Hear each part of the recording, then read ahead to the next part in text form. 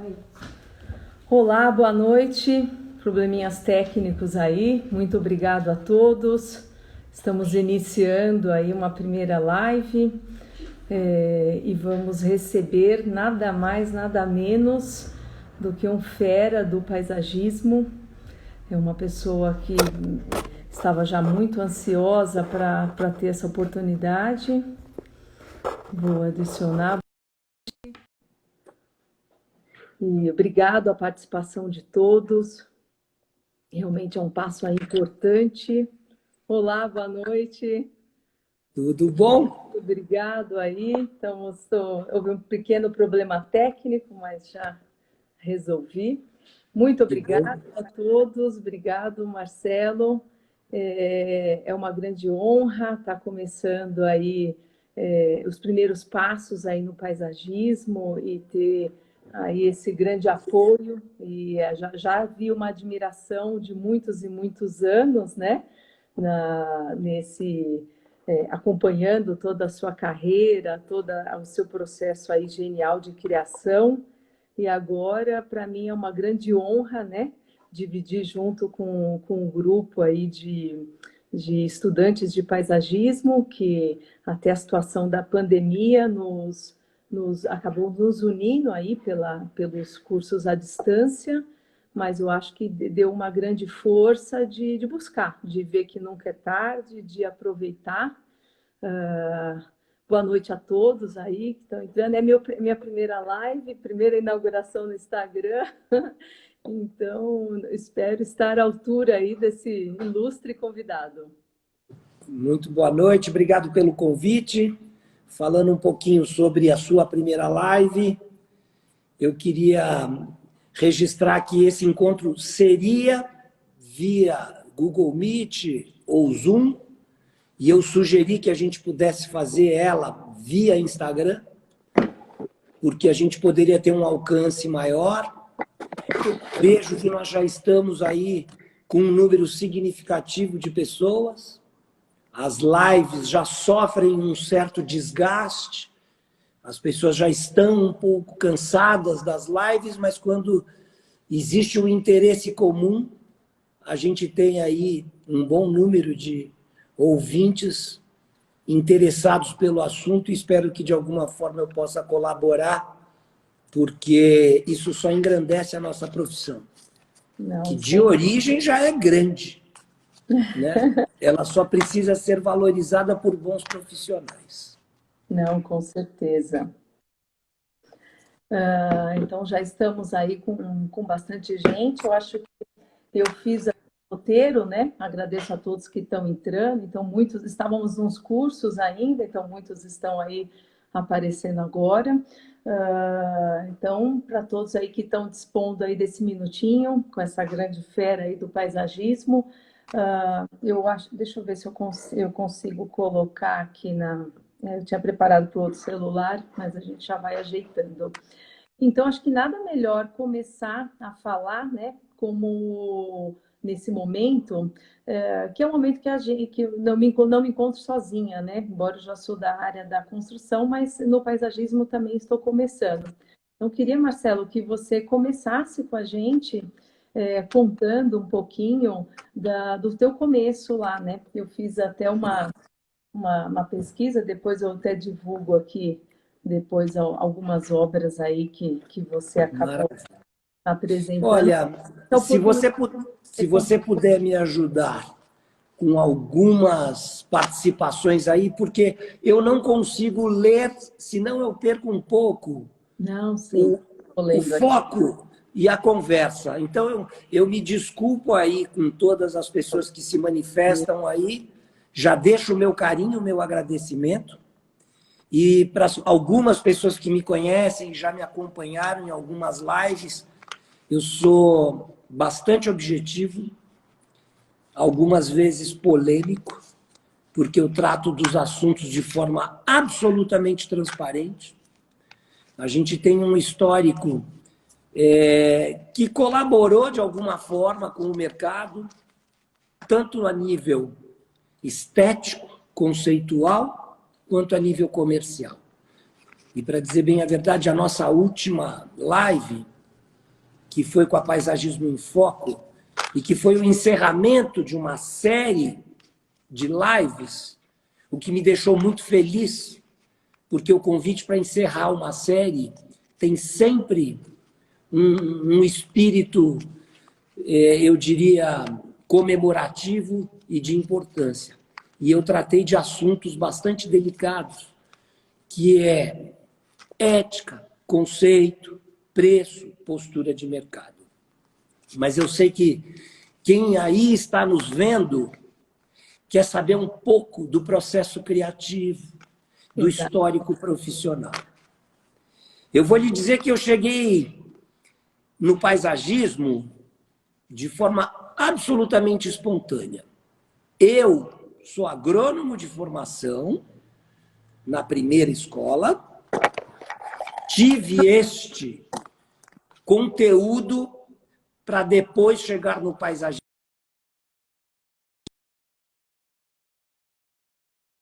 Por quê? Porque a fruticultura, se a gente for na história do tempo, era o berço, era a origem do paisagismo. O paisagismo, como origem, era utilitário e não ornamental.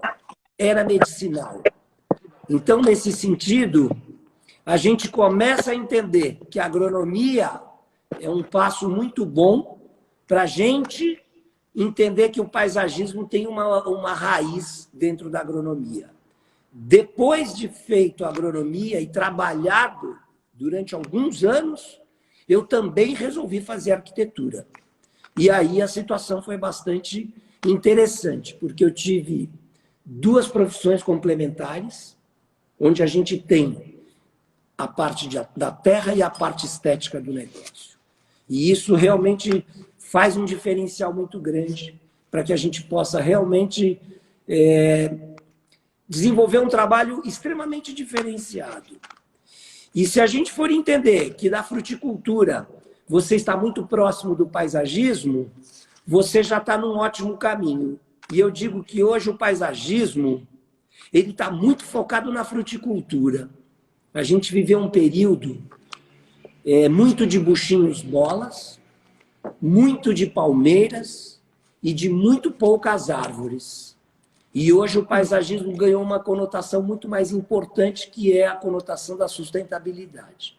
As pessoas estão exatamente preocupadas em plantas nativas, plantas frutíferas, plantas que hoje a gente fala nas punks, que são as plantas alimentícias não convencionais, os temperos, os condimentos, as hortaliças, e mais do que nunca, sem insistir de novo nesse tema que tem nos contaminado e nos ajudado, que é a pandemia, o paisagismo está na melhor fase da vida dele, de todos os tempos. Excelente. Por quê? Porque as pessoas voltaram a conviver com a casa. As pessoas não estão podendo sair, as pessoas estão convivendo definitivamente em família e em casa. E eu vou lhe dizer que houve uma explosão imobiliária no mercado residencial de residências. E mais do que tudo, houve uma explosão no mercado residencial de segunda moradia. Ou seja, a casa de campo, a casa de praia, o sítio, tudo isso começou a ganhar uma importância violenta, porque as pessoas precisaram se proteger e também precisavam de um respiro, porque estava todo mundo enclausurado, estava todo mundo absolutamente temeroso de sair para a rua, e não podia, não tínhamos parque, não tínhamos rua, não tínhamos calçadas, não tínhamos praças, e isso fez com que as pessoas efetivamente se dedicassem aos ambientes internos, aos ambientes familiares. E com isso o paisagismo teve essa explosão e esse crescimento fantástico. Junto com o paisagismo é o fim de uma cadeia. Na realidade, não é o fim de uma cadeia. O paisagismo são as duas extremidades. Exato. Para vocês, colegas, estudantes, futuros colegas, a gente está nas duas pontas. E, felizmente, o mercado entendeu que o paisagismo nasce junto com a arquitetura.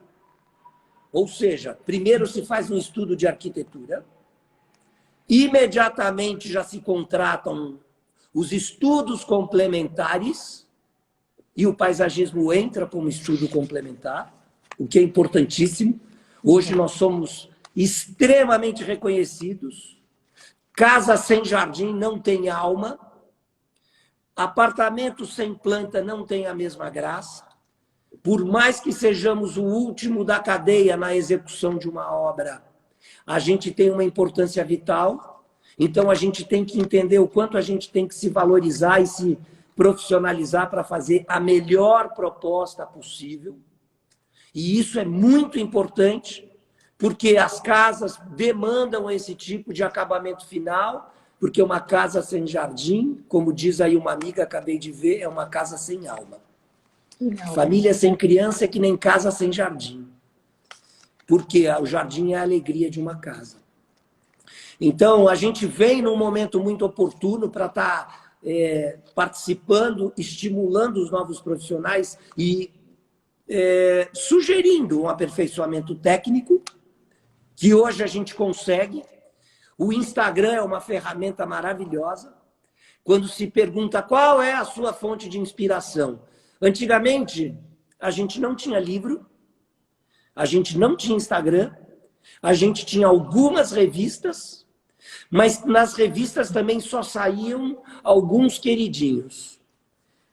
Com a queda do império das gráficas e do mundo do papel, e o mundo virtual acabou ganhando essa importância que é planetária, a gente se comunica com o mundo inteiro, a gente tem referência estética do mundo inteiro, a gente corre até o risco de perder a autoralidade. Por quê? Porque você é tão contaminado por informação, por conteúdo, por Pinterest, que você acaba perdendo até a sua criatividade, porque você acaba recebendo a informação pronta e fala, eu quero fazer isso aqui. E isso é um perigo. Porque eu acho que antes de qualquer coisa, antes de qualquer referência, você tem que se esforçar para produzir e construir a tua marca. E eu vou lhe dizer que a minha marca não é muito sofisticada, não, viu? Mas, ao mesmo tempo, ela tem muita inteligência. Ela tem muita... Muita vida e beleza, né? Isso que eu... mas eu costumo repetir uma frase muito importante de Leonardo da Vinci, que a simplicidade é o mais alto grau de sofisticação. E quando a gente fala em sofisticação, existe uma prepotência, uma soberba que não faz parte da minha alma, nem da minha história, nem da minha origem. Eu sou de origem simples e funcional. E essa simplicidade eu trouxe ela para a minha vida pessoal e para a minha vida profissional. Vi que minha filha entrou aí, Olivia, arquiteta, não quis seguir o paisagismo, o que eu agradeço, porque hoje a gente é parceiro complementar e ela também tem essa orientação que segue um pouco o que eu recebi dos meus pais. E eu vou dizer que eu estou finalizado um livro aqui que trata muito dessa questão de que nós somos uma herança da família. Então, a gente tem que tomar muito cuidado para pegar o melhor que a gente possa ter de herança e construir a sua realidade. E a minha realidade, hoje, chegando quase aos 60 anos, é de construir uma empresa, hoje com sócios, porque eu já estava cansado de trabalhar sozinho, e essa nova geração vem com muita ferramenta, e os programas que a gente é obrigado a trabalhar para poder estar dentro do mercado são muito velozes. Então, a gente, dentro dessa simplicidade e de uma tecnologia que é cada vez maior, cada vez mais presente, cada vez mais necessária, eu consegui reoxigenar a minha empresa. Historicamente falando, nós temos os períodos de ascensão e queda, princípio das marés. E a gente entende que essa nova safra vem com muita força, com baixo custo, baixo preço, e muita informação, o que cria um mercado desigual. Ou seja, um escritório que cobra X, os novos vão cobrar a metade desse X, um terço desse X.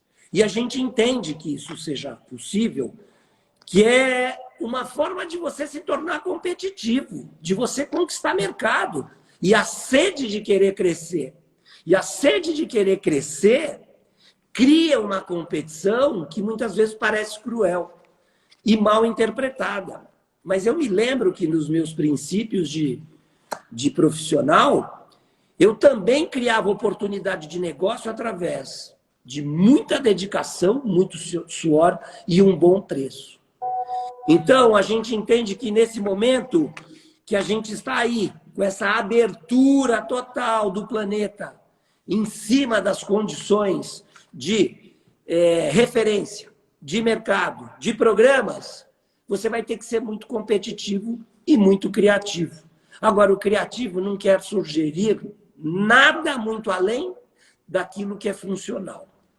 Tem uma outra grande frase que vale para todo mundo que quer projetar e quer executar jardim. Antes de ser belo, tem que ser funcional. Porque se não for funcional, o belo desaparece. Porque ele pode nascer belo, não ser funcional, e depois o jardim inteiro se esvaziar e se perder, porque ele não era funcional. Então, a gente tem que entender que até um projeto ruim, mas funcional, pode ganhar beleza com o tempo, porque a natureza se encarrega desse trabalho. A natureza, por si só, é bela. Se você for entrar no meio de uma mata, você não tem estética alguma. Muito pelo contrário. Você tem um caos organizado. Você tem um aglomerado de plantas que não seguem lógica, que não seguem princípio, mas que seguem uma organização. Organização. Olha que interessante. A palavra vem de organismo. E organismo é aquilo que funciona. A natureza funciona. Então, a gente tem que entender que esses processos estéticos, eles não podem ser maiores do que os processos funcionais. Ao contrário, os processos estéticos têm que obedecer um procedimento de funcionalidade para que a funcionalidade venha trazer a beleza. Se eu for te dizer o que me inspira, o que me desperta a criação, é a espontaneidade. Eu proíbo um pouco as pessoas aqui do meu escritório que, por acaso, está vivendo uma fase boa de novo, porque a gente vai entender que a gente passa por muita turbulência. Às vezes você está vendo, não sei quem está bombando. Mentira! Porque o mercado, quando está ruim mesmo. E se estiver bombando, tem que estar bombando para todo mundo. Pode ser que o cara esteja numa fase melhorzinha, tem 1, 2, 3 trabalhos a mais do que a média geral? Tem, mas bombando é outra curva. É uma curva linear e crescente. Não é pico, não é vertical. Então, a gente tem que entender que a gente vai passar por processos de altos e baixos. E os teus momentos de altos é o grande momento de explosão e de criação. Mas esse momento de criação, ele tem que estar muito envolvido também com o teu momento de inspiração. Eu digo que todos os meus trabalhos, eles são autorais, mas eles respeitam, primeiro, a geografia, o clima. Quem determina um conceito de jardim é onde esse jardim está inserido. Não adianta plantar pinheiro de frente para o mar. E não adianta plantar plantas de deserto em região úmida, por exemplo. A gente tem os biomas. Vamos falar um pouco de Brasil, que é riquíssimo e que é uma grande escola para todos nós, paisagistas, que podemos ter na própria natureza a melhor referência e a melhor inspiração possível. Voos aéreos, aviões, te trazem uma visão panorâmica, te trazem as curvas dos rios, te trazem os maciços, os cerrados.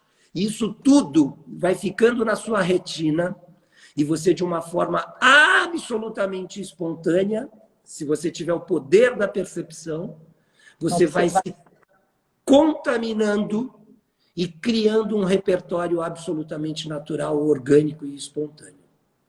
Por isso eu digo que eu evito pegar livros. E nós temos paisagistas brilhantes com trabalhos brilhantes que, se a gente for avaliar, está referenciado.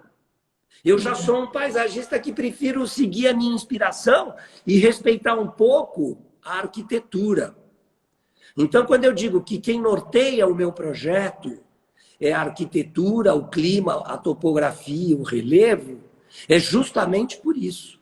Por quê? Porque eu sou absolutamente sensorial ao meu entorno e sempre com a preocupação de usar materiais locais. Que eu acho que isso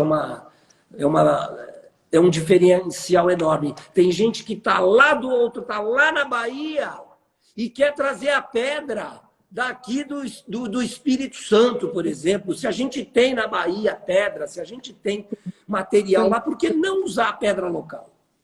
Então, isso tudo faz parte de um processo criativo que é a observação do entorno, para que você consiga exatamente fazer o melhor uso dos recursos naturais dentro de uma viabilidade econômica, conceitual, dentro de um processo de sustentabilidade e dentro de uma conduta que eu digo de baixo custo, baixa manutenção e baixo consumo, que isso é uma das coisas mais importantes. Tem jardins que te consomem muito e é um inferno você viver com jardins que te consomem muito.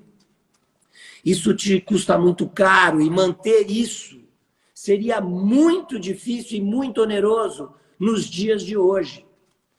Principalmente em se tratando de situações em que a gente não tem mão de obra. O mundo está ficando absolutamente automatizado. Água, né? Também tem. Água. Eu vou lhe dizer, eu amo a água, mas eu tenho uma resistência violenta ao uso indevido da água. Eu acho que se a gente tem o recurso da água, puder represar, puder fazer esse contingenciamento, criar os lagos, isso tudo, a gente gosta muito. Gosta muito.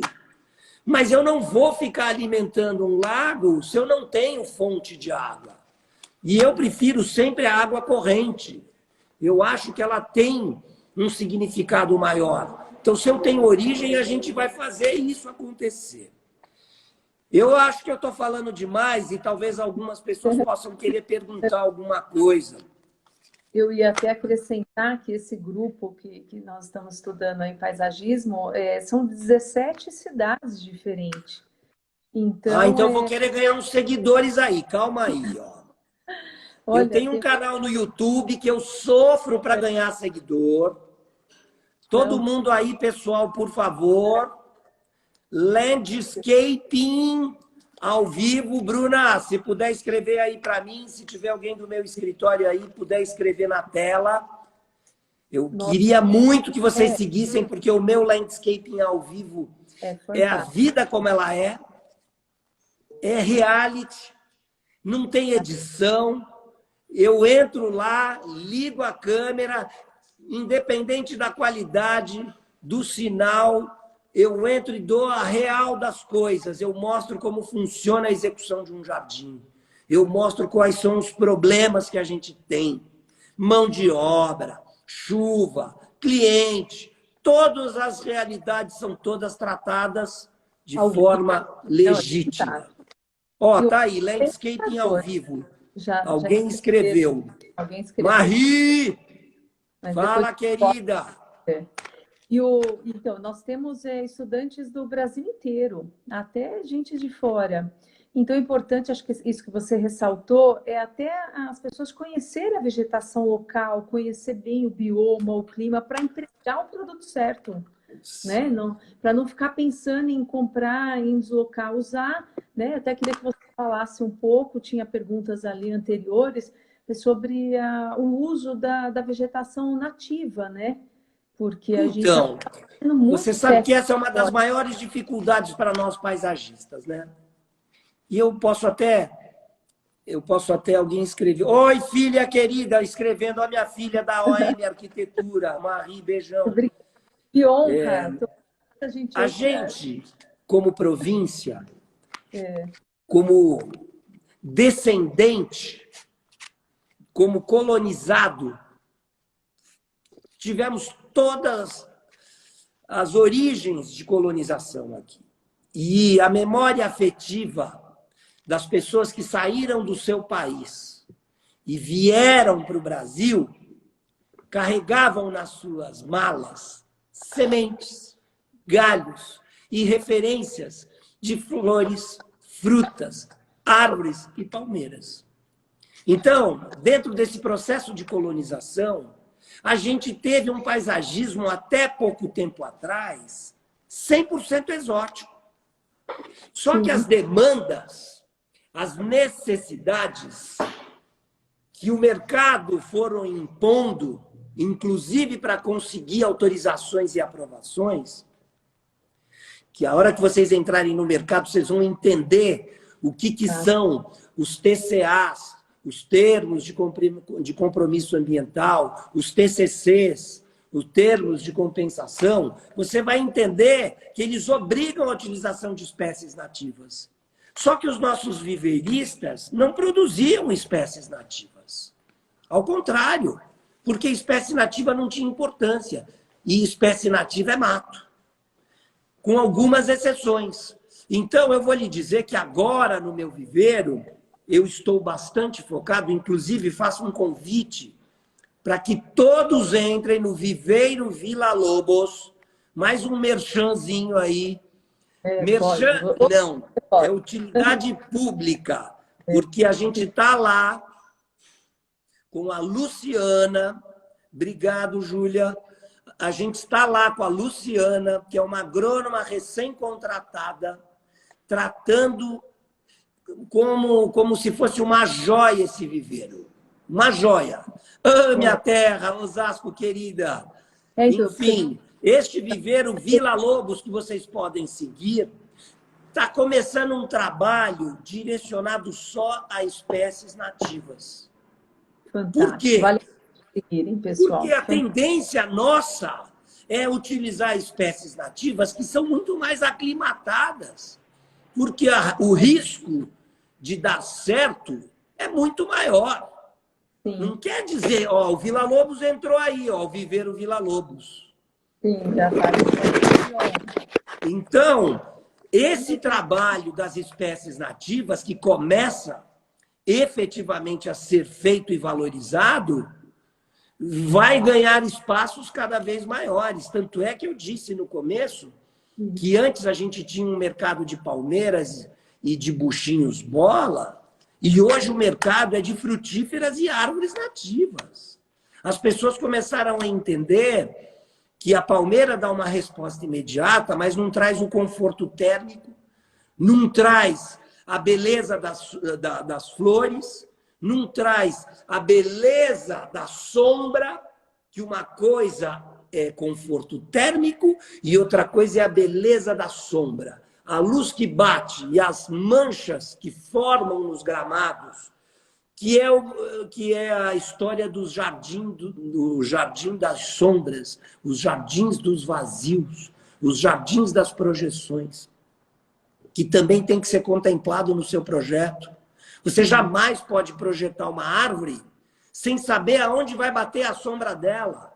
Ao contrário, o sol tem um caminho e esse caminho tem que ser acompanhado para que essa árvore não seja inconveniente, que ela não gere sombra numa área que você precise de sol.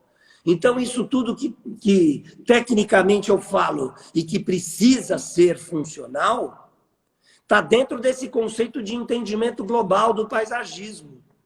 E as espécies nativas, para não perder este foco, elas acabaram definitivamente entrando no nosso cardápio. As pessoas estão cada vez mais envolvidas em utilizar as espécies nativas, por mais que as exóticas tenham sido culturalmente usadas durante muitos anos.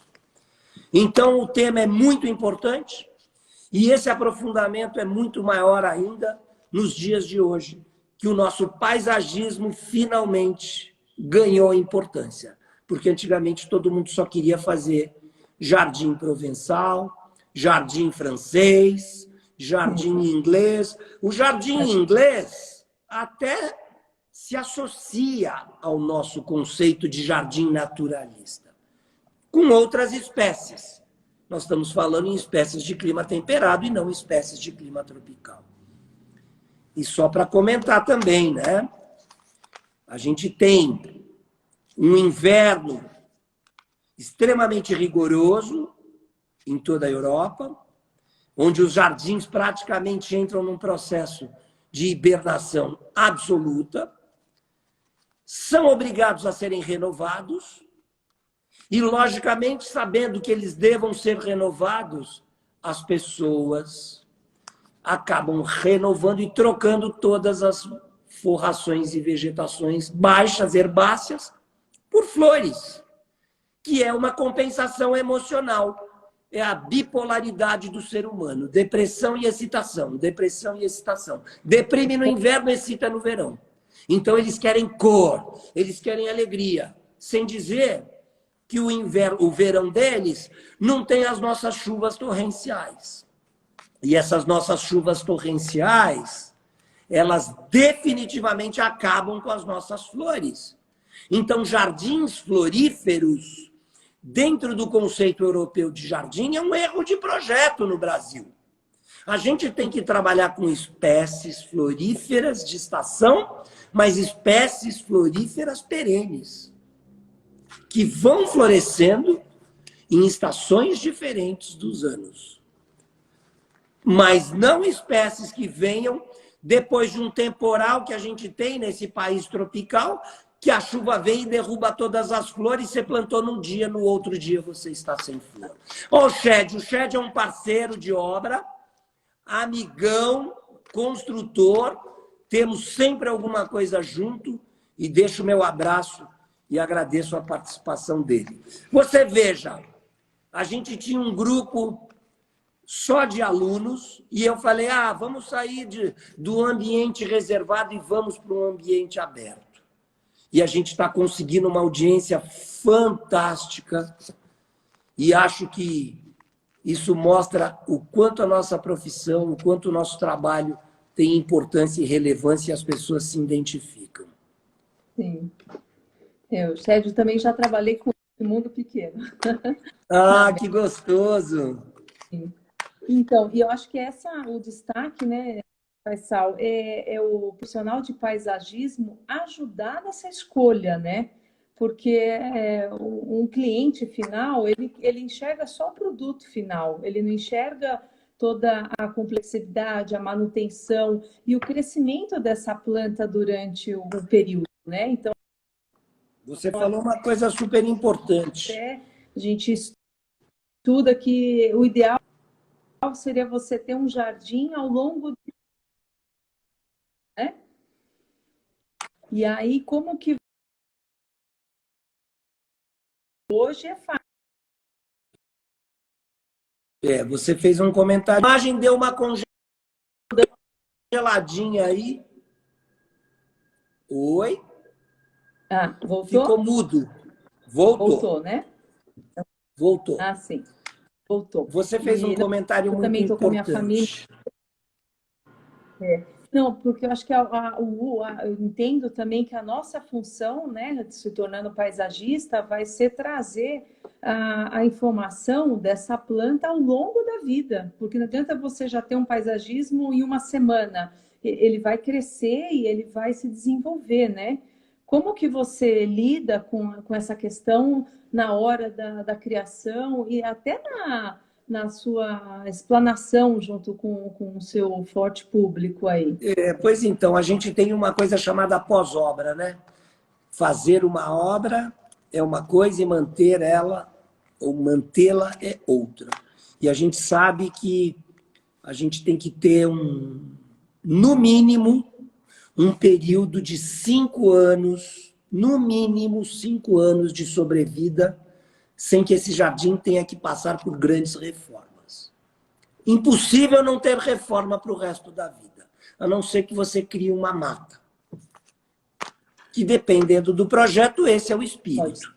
Nós não estamos falando em reflorestamento, nós estamos falando em paisagismo, que é vegetação domesticada, que é vegetação projetada. E o nome já diz, projeto envolve escala. E escala é tempo, que já foi e que tem sido pauta de algumas palestras que eu tenho dado, que é a quarta dimensão.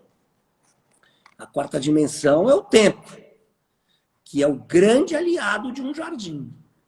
É ele quem dá toda a musculatura, toda a beleza e todo o resultado de um trabalho. Ou positivo ou negativo. Porque se o trabalho não tiver escala, não tiver proporção, o jardim se engole. Na última palestra que eu tive lá com a Paisagismo em Foco, eu fui bem contundente. Porque as pessoas fazem um adensamento de planta, me desculpe, eu não aguento. Eu fico nervoso, eu fico quieto. Mas às vezes eu falo. Não dá para superpovoar. Tem projetos que você não consegue entrar nem para fazer manutenção. Não consegue. É um amontoado de plantas em todos os níveis, forração, intermediário, segundo andar, jardim, são layers, são níveis, estratos. Só que você tem que entrar para poder trabalhar e preservar o que você construiu. Só que se você não consegue entrar dentro deste jardim, como é que você vai conviver com um jardim que não tem espírito de mata, é um jardim doméstico e residencial, e você não consegue entrar para fazer manutenção, porque se você for entrar, você vai pisotear o jardim inteiro. E me desculpe aí o mercado, isso tem virado uma febre. O adensamento populacional, eu fico profundamente irritado e fico me perguntando como é que se ganha mercado fazendo amontoado de planta. Por quê? E o custo disso? Vamos falar de custo para quem está começando a trabalhar, que foi também tema do Paisagismo em Foco. Nós temos um preço aí que roda em torno de R$ 60 para jardins econômicos, R$ 80 para jardins medianos, R$ 100 para jardins de padrão CB, R$ 150 para jardim B, R$ 200 para jardim A. Mas esses conceitos têm que ser avaliados dentro de uma funcionalidade, que foi o que eu disse. Antes de ser belo, tem que ser funcional. Jardim que não é funcional vai ficar belo por alguns 2 anos, no máximo, depois virou... não é nem uma mata, virou um mato. Por quê? Porque você não consegue realmente conviver com aquilo ali. Eu não quero ser chato nem crítico, não quero interferir no estilo de ninguém, eu só estou dando um parecer meu e me justificando profissionalmente. Batemos 100, olha que bonitinho. Muito bom. Por favor, landscaping ao vivo, vou fazer uma campanha aqui também, porque eu sou DJ nas minhas horas extras. É isso que eu ia falar. Vamos falar também... Por favor, me sigam todos no Spotify, que é Marcelo Faisal, com um S só. Eu gosto muito, eu digo que os meus jardins e as minhas músicas, eles navegam pelos dois lados. Ótimo a gente falar isso, até para falar um pouco também, para ver como é além a sua profissão, né? Acho que até onde você chegou. porque além do paisagismo, né, depois eu vou colocar no Instagram uma apresentação, uma coletânea aí de alguns projetos Ó o maravilhosos. Jardijay aí, ó. Já colocaram um jardineiro. Já dizer. E o mercado que eu acho que você abriu, né, Faisal? Posso estar enganada, mas pelo que eu pesquisei, você que abriu o mercado, tanto que você acabou fazendo os lounges de Morumbi Fashion Week, shows do Steve Wonder, Lil Na realidade, eu David. não abri mercado. O mercado existia, só que não tinha gente para fazer. A gente, na realidade, aproveita as oportunidades. Eu vou lhe dizer que eu contribuí bastante com o paisagismo brasileiro, com a introdução de algumas espécies que eu tenho que dizer que não eram nativas, mas eram exóticas. Eu digo fórmio, pândanos, Thunbergia erecta roxa. Eu tenho muitas plantas que eu realmente fiz questão de trazer, porque esteticamente eu era apaixonado por elas. E eu, como produtor de plantas ornamentais, porque, falando da minha profissão e que sirva para vocês que estão me ouvindo, a verticalização do processo é muito legal. Ser produtor, ser projetista, ser executor, e se quiser ainda fazer manutenção, que é uma coisa complicada para toda a cadeia, que eu fui obrigado a voltar a fazer manutenções nesses períodos de crise, porque não havia mercado suficiente para o número de funcionários que eu tinha, e eu ainda tive que ir demitindo gente. A gente vive esses processos de alta e baixa. E se prepare para isso. A vida é uma eterna oscilação. É o princípio das marés altas e marés baixas. E você tem que estar preparado. Nessa relação toda, eu, como produtor de plantas ornamentais, consegui sobreviver como executor de plantas porque a cadeia estava completa. Porque se eu tiver que comprar planta fora para fazer jardim, fica caro. Eu consigo me viabilizar. Então, aos principiantes do mercado de paisagismo, um dos melhores caminhos para você se transformar num paisagista sustentável é ser viveirista. É ter uma lojinha. A lojinha te garante um comércio, te garante logística, te traz uma receita extra e ainda serve de isca, porque se a lojinha é bonitinha, o cara passa na frente da sua loja e fala: ai, que loja bonitinha, ele vai fazer um jardim bonitinho lá em casa. E eu comecei assim, num terreno, na Avenida São Walter, onde eu guardava as minhas plantas, que eram restos de obra, que sobravam, ou plantas feias que eu cultivava e construí, fui guardando. Estas plantas depois foram para a minha fazenda em São Miguel Arcanjo. Eu cheguei a ter 14 alqueires de área plantada. Hoje eu só estou com 8 e estou cada vez mais diminuindo a minha produção, porque não vale a pena ser produtor, visto que o mercado tem ótimos produtores no Brasil inteiro e os riscos de produção são altos. São muito altos. Durante um período me valeu muito a pena ser produtor. Hoje eu já questiono. Hoje eu já prefiro comprar plantas em diversas regiões do Brasil, e eu tenho relacionamento com diversos viveiristas do Brasil, e estou disposto a abrir novos viveiros em parceria. Estou com uma possibilidade de abrir um viveiro em Ilhabela. Amanhã eu tenho um café da manhã com uma parceira que já me escreveu. Alguém falou de São Miguel Arcanjo aqui, que ótimo.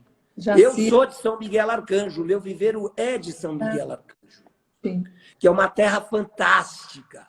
Mas eu já tive problema de geada.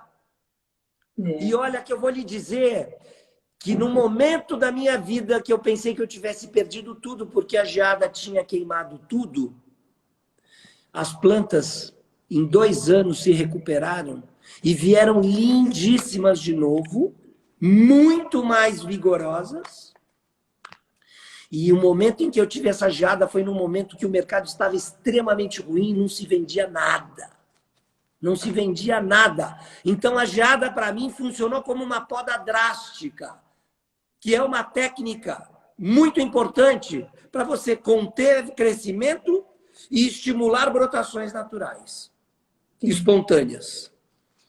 É uma coisa muito... Alguém falando do palmulato. Amo o palmulato. Cravos da Índia, Enfim, eu acho que essa história de você ser vertical funciona muito bem para as pessoas que estão começando.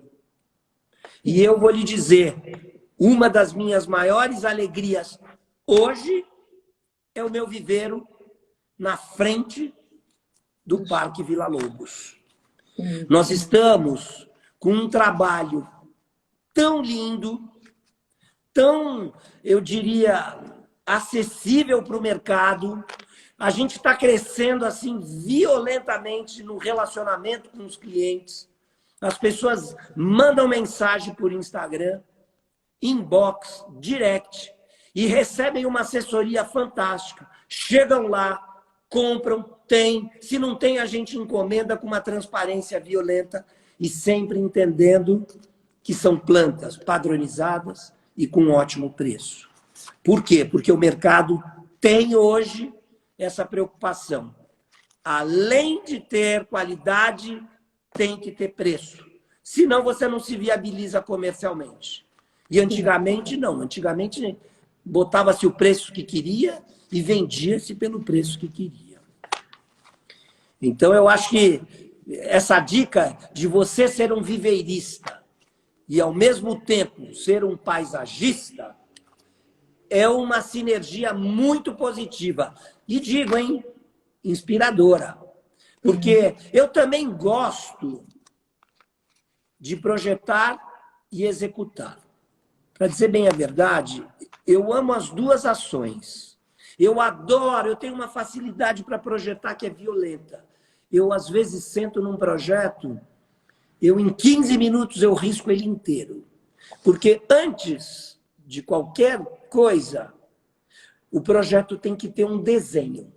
Não estamos falando de planta, nós estamos falando em desenho. Quais são os caminhos, quais são as curvas, quais são as retas, quais são os acessos.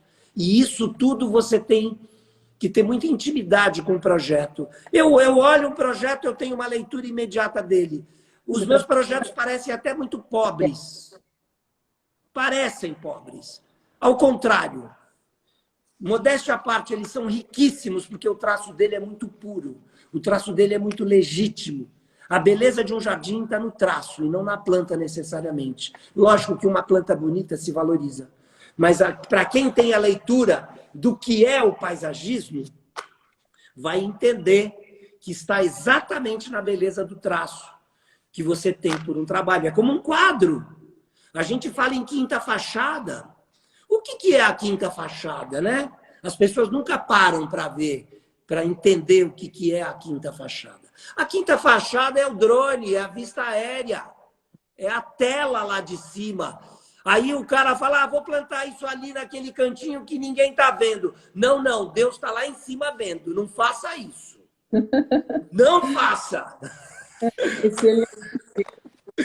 E hoje os drones são a ferramenta mais importante de fotografia. Qualquer jardim fotografado em vista aérea fica lindo, por mais horroroso que ele seja. Porque a imagem é espetacular. É o olhar de Deus. É o olhar do céu. E a gente hoje tem esse recurso. E isso é muito bacana de você entender. Porque a quarta fachada, as 4 fachadas, é o norte, é o sul, é o leste, é o oeste. E a quinta é a vista aérea, que foi o que eu falei no começo. As minhas inspirações vêm do voo, lá de cima, eu estou no avião, eu estou vendo para baixo. Eu não viajo sem ser na janela. Primeiro que eu não gosto muito de voar. Eu quero ter domínio sobre o avião e na janela eu me sinto seguro. Pelo menos eu vejo se vai cair ou não. É uma boa dica aí, pessoal. Então, você viu, né, Faisal, Brasil inteiro, então acho que nós temos aí os 5 minutos finais, eu acho que foram super relevantes todas as observações. Nós temos, esse grupo tem estudantes aí do Brasil inteiro, ou seja, podem começar a produzir as próprias vegetações, pode pesquisar mais, ou seja, não usar só o que a revista, a tendência, né, tá Não, de jeito nenhum, pelo contrário. Eu conhecer. acho que a melhor referência, a maior inspiração é a sua própria inspiração. É aquilo que vem de dentro de você, ser autoral, não querer fazer o que o outro fez, porque o que o outro fez também já veio de um outro que já fez. Então, aquilo vai perdendo completamente o que eu chamo de autoralidade. Agora, eu não queria perder a oportunidade desse pessoal todo que esteve aí prestigiando, que me seguissem no canal do Landscape no YouTube. Para mim é muito importante, é desgastante. Se eu fizesse pautas bombas, meu YouTube estaria bombando, mas eu não faço pauta bomba, eu faço um programa de conteúdo. E, nesse sentido, para mim é muito importante ter seguidores apaixonados pelo verde. Eu agradeço de coração, espero não ter falado demais, mas eu tenho vocação, eu gosto de falar e me despeço com muito carinho e agradecimento pela audiência. Eu que agradeço de coração, eu acho que você se destaca aí nessa multidão aí, não é à toa que os maiores paisagistas do Brasil, a gente já teve a oportunidade de conhecer pessoalmente, mas eu já admirava o teu trabalho, já indicava você na construtora que eu trabalhava, e eu acho que não é à toa, né? Quer dizer, você consegue, com a sua espontaneidade, com a transparência, incentivando... E, ó, não perdendo a oportunidade... Não perdendo a oportunidade, entrem todos no Ocupa Rua, que é um projeto fantástico que eu estou assinando pela cidade inteira de São Paulo. Excelente. Então, Ocupa Rua, entrem lá, vocês vão ficar apaixonados. Depois eu vou colocar todos esses links lá no meu Instagram, né? É inauguração com chave de ouro. Que bacana. Muito grata. Eu acho que é isso. Você planta nos seus passos, né? Não só no legado que você deixa nas obras que você passou, mas por essas conversas, bate-papos. Então, eu vou colocar... Olha o professor lá. Valeu, professor! Um professor querido aí, que eu tenho me aproximado. Então, excelente. Muito obrigado. Eu acho uma excelente noite. Vamos continuar te acompanhando. E... Bom. Tendo novidades, a gente pode abrir novamente esse canal. Vamos deixar essa live salva aí para quem puder ver, anotar. E no meu Instagram eu vou colocar daqui a pouco uma apresentação que eu fiz, mas deu problema no meu celular. Primeiro live acontece... Mas nem precisa, deixa aí na intuição, deixa as pessoas ficarem curiosas. Entram lá no nosso Instagram. Eu preparei um link já com uma coletânea de obras sensacionais, né? Que o Faisal deu uma vida muito boa. Entrem lá, daqui a pouco já vai estar tudo lá.